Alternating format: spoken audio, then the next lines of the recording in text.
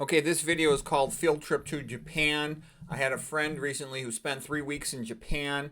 I've also seen videos about Japan. I'm friends with two Japanese doctors who tell me stories about them, and of course, read a lot about Okinawa and whatnot. And over the years, I've read a little bit about Japanese history. I don't know that much about it, but there's a couple interesting things come out of this. The first one is that they are super clean. And here's just some Japanese students, probably from the 1960s, but that's not that different than how they are now, according to my friend. Basically, they're very clean. They said the sidewalk is so clean. There's not a single piece of litter. You could eat off the sidewalk.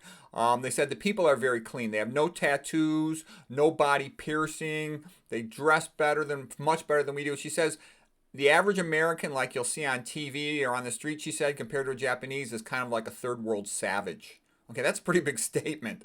Okay, they said the crime in Japan is next to zero. They said young children can walk around by themselves in the city at night. That's what they said. Now, that might be an exaggeration. I looked up crime statistics. United States has 150 times more violent crime and RAPE than does Japan. So it's extraordinarily safe. It's also extraordinarily, uniform in its population. They don't have diversity, okay? And there's a lot of people who think the word diversity is pushed on us by the billionaire perverts as a copy of Rome. Rome used to do what was called divide and conquer. The more divided the public, the more broken apart all the families with divorce and other problems, the more different ethnic groups don't get along, the easier they are to control by the billionaire perverts that run the world. Okay, other things about Japanese that are good: tremendous respect for their elders, for their ancestors. They very much live in the moment. If you're with one of them personally, they tend to be very polite, very nice. They have very good manners. They're smart. They're hardworking. Of course, they're good at manufacturing. They make much better cars than the USA does. They've done a lot of good work in electronics. They developed the electronic rice cooker. Toshiba made the first laptop computer. They had Sony with the original Walkman cassette player. You could walk around. I remember that when I was young. They developed blue LED lights. The red LED lights were invented elsewhere, but the blue LED lights came out of Japan. The early car GPS systems. They played major roles in the invention and development of CDs, DVDs, Blu-ray discs, fiber optics, PlayStation, Nintendo. So they're extraordinarily good at electronics. Very beautiful gardens, just a tremendous aesthetic sense of beauty and color. And for example, Frank Lloyd Wright was amazed by how beautiful the Japanese gardens were, and he sort of incorporated Japanese architecture almost in combination with a Roman style for his architecture, and that was a rather amazing thing in the world at that time. And that's often a way to make something really good, is take things from two faraway places that are both great and combine them. They're much less likely to smoke MJ than are Americans. Probably the biggest thing is incredibly low crime. Okay, now that's a nice thing. What are some of the cons about Japan and Japanese people? Not much of a sense of humor. They don't joke that much. They're kind of quiet, kind of reserved. They seldom joke. They're not that verbal and playful like some other populations might be.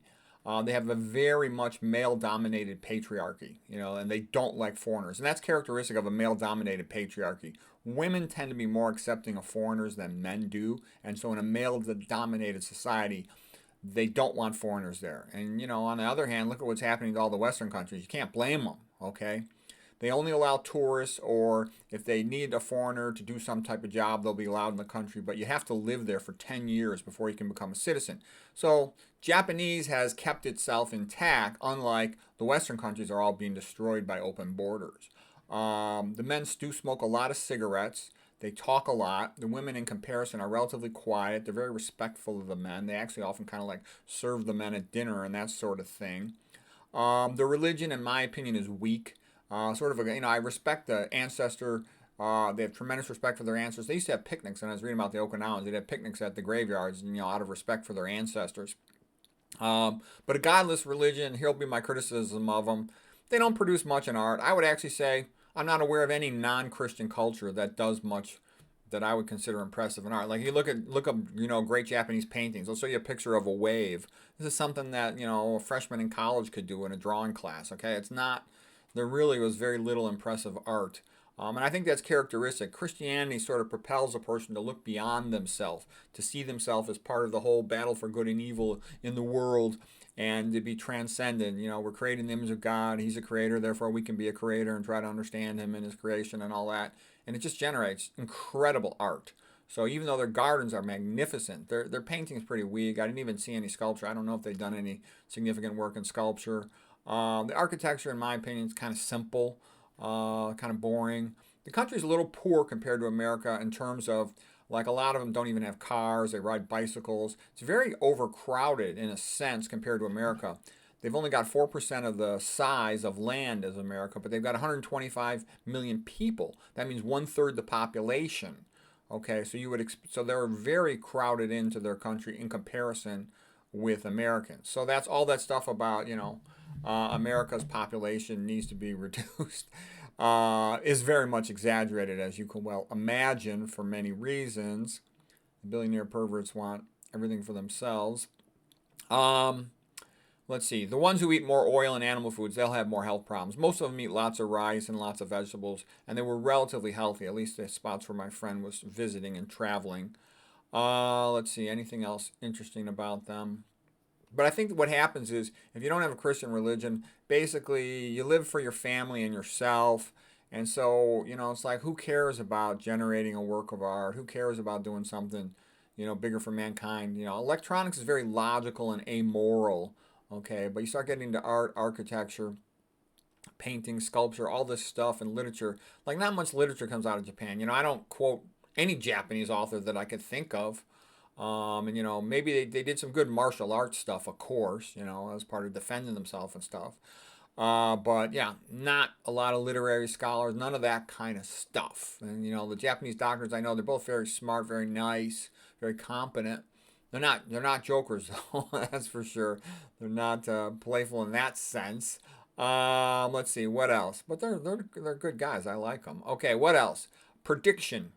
In the past, like, let's say around the time World War II, America was a largely Christian country, and we were partnered with Japan versus communist China. Overall, I realize there's exceptions to that, but overall. Whereas now the Democrats have been taken over by Cow Moon East, and basically they're partnered, as far as I can tell, with China. Okay, so I think in the future, once they get done, if they're successful, their goal is to get rid of all the Western Christians and then diminish the population as much as they can. I think by about 90% is what they want, based on what I've read.